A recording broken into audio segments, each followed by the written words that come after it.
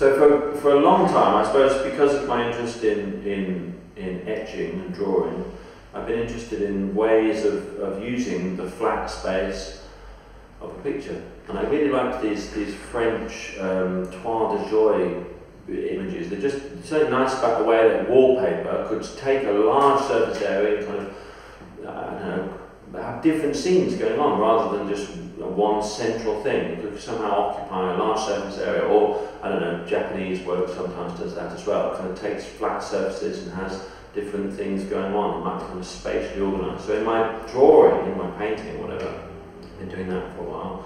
So when I kind of started thinking about this project, I was trying to think how I could take this large surface area and sort of break it up and use some of those ideas from these kind of country homes and things that had also taken this kind of chinoiserie, perhaps you might call it, or something like that, where you've got these kind of little things going on, you know, these kind of separate scenes that somehow imply a kind of narrative, maybe, or the walls are sort of thereby separated by these kind of, you know, there's these kind of things, these kind of dripping, spatial dividing things, which come directly, I suppose, out of that, out of those kind of toile de joie things. Except in the toile de joie things, they're often some kind of swathes and, I don't know, sort of decorative kind of features. And I don't know whether it's a consequence of the kind of, I don't know, this kind of time spent or whatever. I don't really know how to put it, but anyway, they became more and more elaborated. They became more and more kind of grotesque. I kind of fell in love with this kind of. I wanted them to become more this sort of disgusting or more kind of I don't know, visceral or something. They became like almost body-like, you know. I think that when you're wandering around in the woods or something like that, you kind of there's a point where you sort of feel like within nature, there's this sort of aesthetic whereby all things seem to exist simultaneously. That you can look at a tree and it can look like an arsehole or a kind of, or it can look like some horrible, grotesque kind of body part that was kind of almost human. You get these patterns which relate to, they're sort of, you know, they're beautifully sort of symmetrical, incredibly intricate. There's a kind of micro-macro thing going on where you get very, very close to something and it can look like something absolutely extraordinary, something like something sort of something monstrous.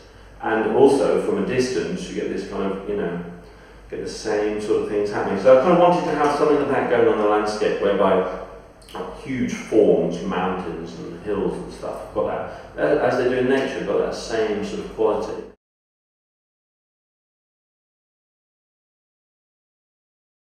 Well, I think you know me maybe primarily as someone who makes etchings. I still think of myself as someone who's relatively new to making etchings, but when I was at the RCA, I found etching to be something I was very interested in. This show is called Horror Vacui, and I found myself being drawn to this method of really working very, very small. Horror Vacui means a kind of fear of empty spaces, and all my work is kind of, you know, it's quite sort of, I feel like I've got to sort of fill the space up. I feel like it's sort of more dishonest somehow to sort of leave things out, or not. It gets smaller and smaller. So given this kind of large space, I still felt this desire that somebody coming might not be cheated, you know, the more they look, the more they get. Just like that idea in nature, where as you get closer to things, you see them in greater detail, sort of unfold. You know, I've tried to kind of work in a way with the things physically in a way that replicates some of those things I do in etching. So there's lots of I don't know, lots of the way that I've made the marks, and lots of the ways that I've tried to replicate things that looks a little bit like you might do with etching. The thing I like about etching is it's limiting. So you've only got a point. You've only got this tiny little point. In order to make greys, you've got to hatch, or you've got to use line or whatever creatively. And so I kind of tried to set myself certain limits with this. I thought I won't use colour. I'm going to use just black and white. I'm going to use maybe washes. I'm trying to use lots of sort of little marks, like as if it were a very small drawing that's kind of been magnified. I've tried to not sort of use big sort of sweeping things, because I think when you work slowly on something in a very concentrated way like that, it sort of expands time somehow. It takes a long time to do, because you have this time to kind of invent and to really kind of get to grips with that surface. So I haven't sort of just attacked the surface in big sweeping strokes, but instead kind of sat with every part and kind of made a landscape through those little marks.